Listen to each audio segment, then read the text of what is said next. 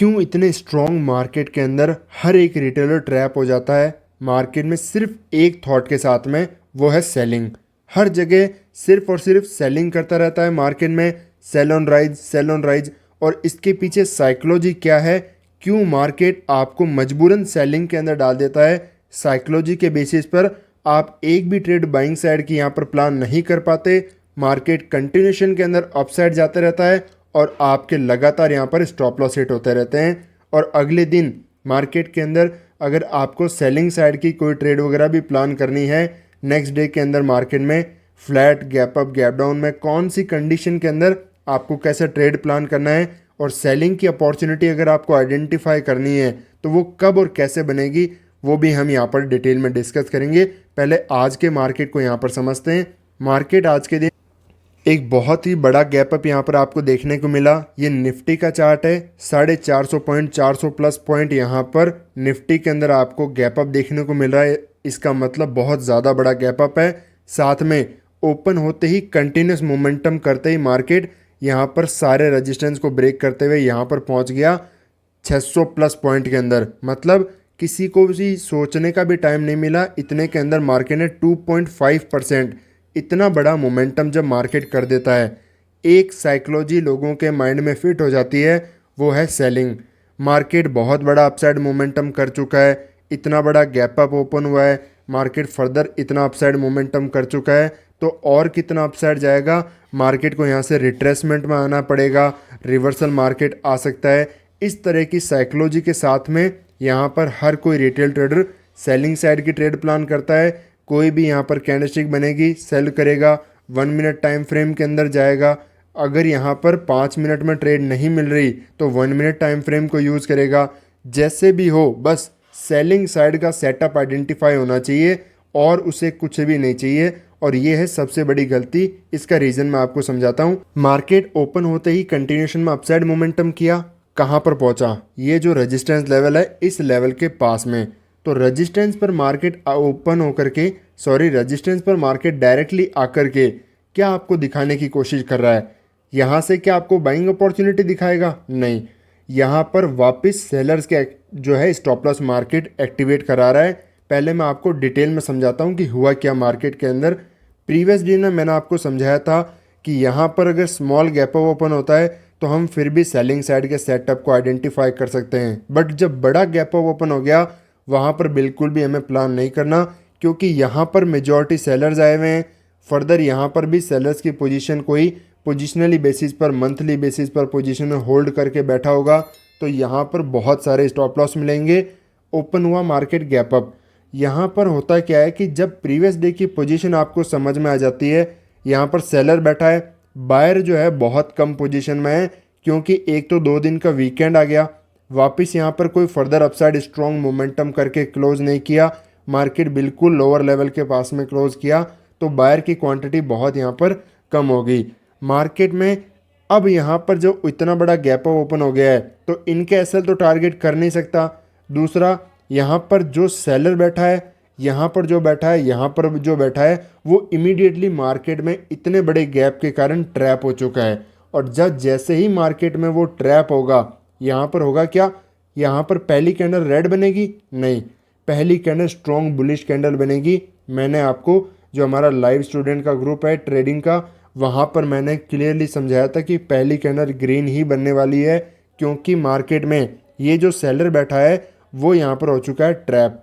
और जैसे ही वो ट्रैप होगा, मार्केट बड़ी रेड कैंडल बिल्कुल नहीं बनाएगा, क्योंकि जैसे ही बड़ी रेड कैंडल बनेगी वो यहाँ पर पोजीशन ऐड नहीं करेगा, एवरेजिंग बिल्कुल नहीं करेगा, वो अपना बड़ा लॉस छोटे लॉस के अंदर कट करके भागेगा। इसलिए मार्केट उस जैसों को, ऐसे सेलर्स को कभी मौका नहीं देता। और तुरंत साथ में ये भी सबके बड़े स्टॉप लॉस मार्केट में हिट होते हैं, और मार्केट जब बड़ा मोमेंटम करता है तब इनके बड़े बड़े स्टॉप लॉस यहाँ पर कट करना जो है शुरू होते हैं। इसी तरह का मोमेंटम जो है मार्केट में सस्टेनेबल अपसाइड का होता है। क्यों? मार्केट ने ब्रेकआउट किया है, फिर भी ये ब्रेकआउट फेल क्यों नहीं हुआ? रीज़न सिंपल है, क्योंकि मार्केट ओपन होते ही यहाँ पर इतना बड़ा मोमेंटम कर दिया। जैसे ही इतने बड़े मोमेंटम मार्केट में आएंगे तो यहाँ पर क्या होगा कि डायरेक्टली रेजिस्टेंस पर आ जाएगा। मैंने आपको बताया कि 2.5% इतना बड़ा मोमेंटम वन वे यहाँ पर हो गया। तो यहाँ पर सब एक ही साइकोलॉजी मार्केट में रखते हैं कि नहीं, मार्केट इतना बड़ा मोमेंटम अपसाइड नहीं कर सकता, मार्केट यहाँ पर रिट्रेस आएगा, सेलिंग में आएगा, ये सोच के साथ में चाहे मार्केट कितने भी ब्रेकआउट करे। इसीलिए यहाँ पर बड़े बड़े रिट्रेसमेंट जो होते हैं वो नहीं हुए। क्यों? क्योंकि रिट्रेसमेंट होगा, फर्दर यहाँ से ब्रेकआउट होगा, तो यहाँ पर जो सेल करना चाहते हैं एक बार के लिए वो भी अब बाइंग साइड में अंडरस्टैंड हो जाएंगे कि मार्केट बाइंग में जाने वाला है। बट मार्केट बिल्कुल भी रिट्रेस किए बिना कंटिन्यू जब जाता है, यहाँ पर कोई भी बायर एक्टिवेट नहीं हो पाता।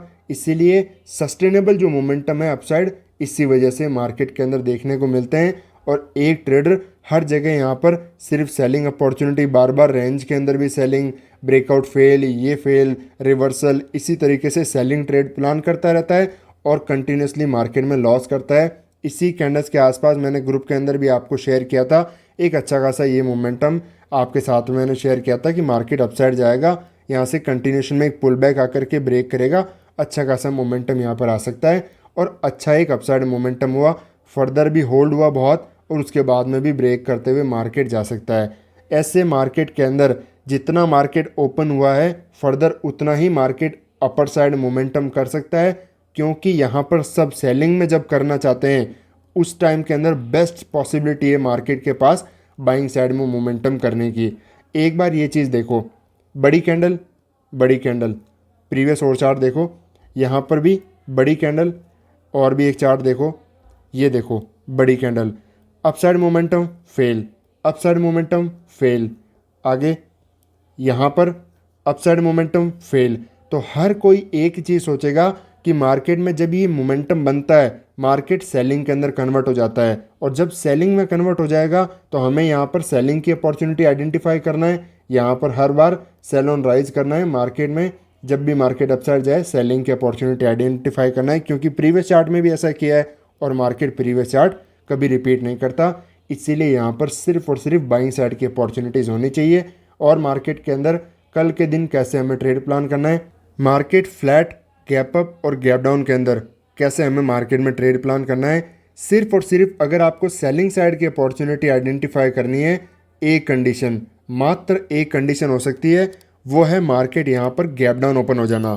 अगर गैप डाउन ओपन हो गया, थोड़ा सा भी अपसाइड भी मोमेंटम आएगा तो लोगों को सपोर्ट दिखेगा, यहाँ पर बायर एक्टिवेट होंगे, उसके बाद में मार्केट बायर को निकालेगा, फिर ही जाकर के ऐसा मोमेंटम यहाँ पर आपको देखने को मिल सकता है।